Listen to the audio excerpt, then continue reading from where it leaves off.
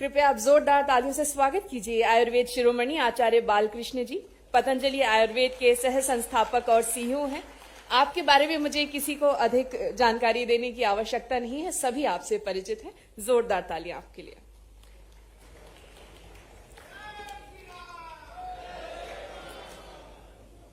भारत माता की वंदे।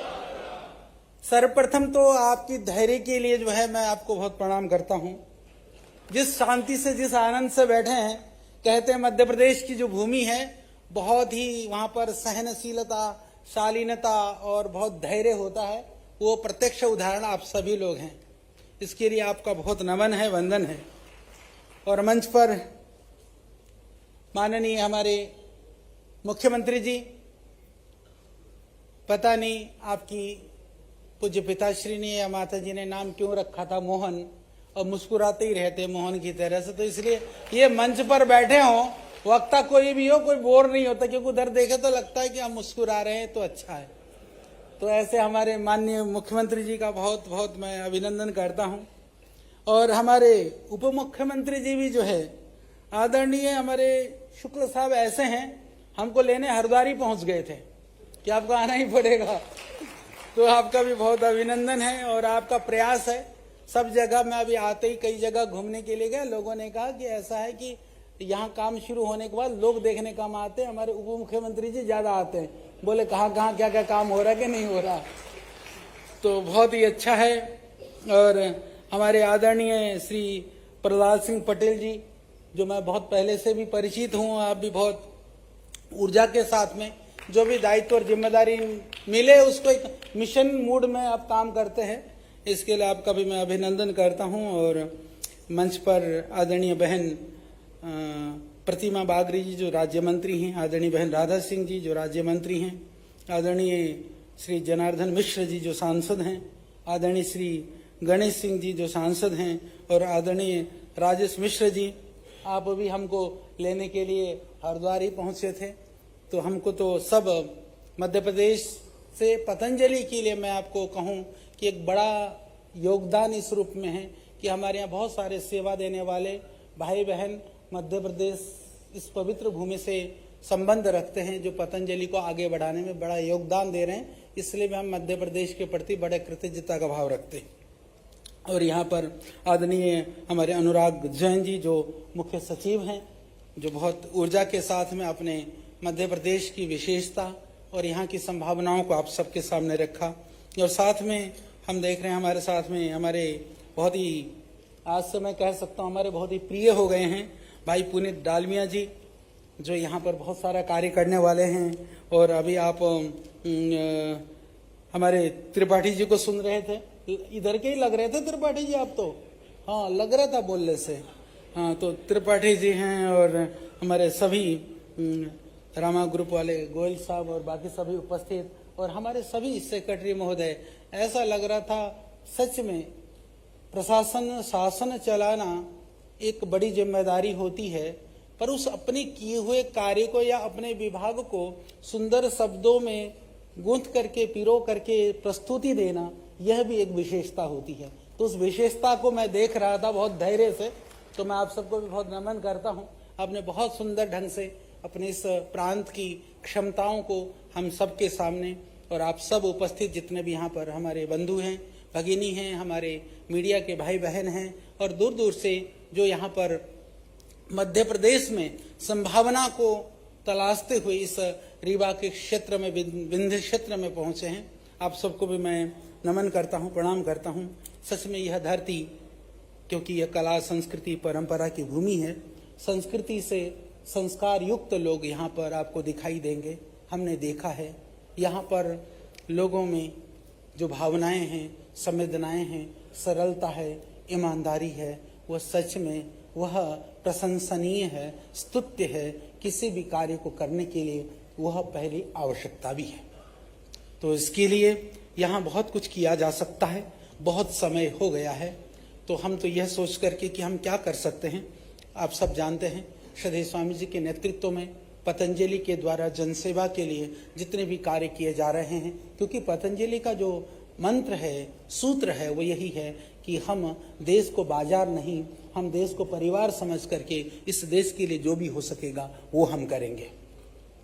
इसी संकल्प के साथ में हम आगे बढ़ रहे हैं, इसी संकल्प के साथ में हम सेवा कर रहे हैं मध्य प्रदेश में भी, क्योंकि पहले आप सब जानते हैं रुचि सोया के नाम से एक संस्था थी जो कहीं ना कहीं वो एक तरह से शिथिल स्थिति में एनसीएलटी से निकाल करके आज पतंजलि ने अपने हाथ में लिया है। वो मध्य प्रदेश उसकी मातृ संस्था है, तो यहाँ पर बहुत सारे क्षेत्रों में बड़े स्तर पर पतंजलि के माध्यम से अभी पतंजलि फूड्स के नाम से उसके लिए बड़ा कार्य किया जा रहा है और एक दो क्षेत्र में और भी हम काम करने का प्रयास कर रहे हैं। आगे जो मैं एक माननीय मुख्यमंत्री जी से अभी कह रहा था, देखिए पहले गेहूं आदि के लिए जाना जाता था हरियाणा को, पंजाब को।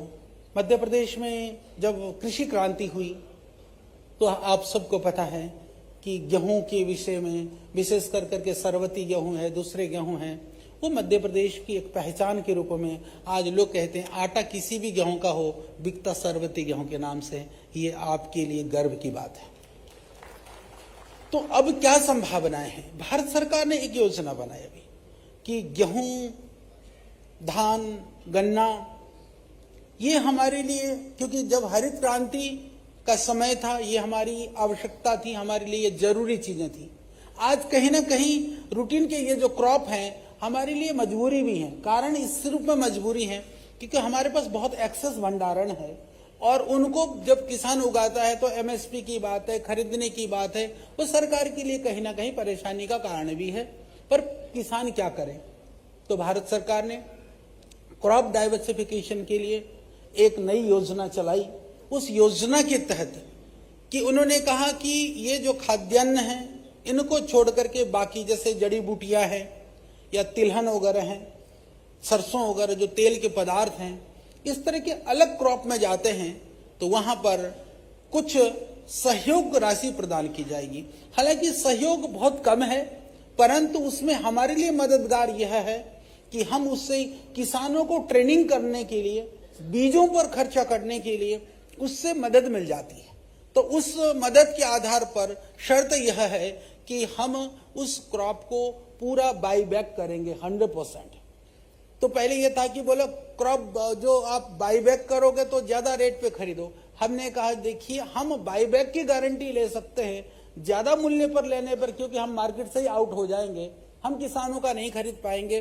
पर किसान के पास ऑप्शन होगा, उसको बेहतर मूल्य मिले तो और भी कहीं बेच सकता है, ना मिले तो 100% खरीदने की जो जिम्मेदारी है, जवाबदेही है, वो पतंजलि की है। इस अभियान को मध्य प्रदेश से ही देश में सबसे पहले इसी स्टेट से वो काम शुरू हुआ और मालवा में, नीमच और आगर में और नर्मदापुरम में ये कार्य शुरू हो चुका है।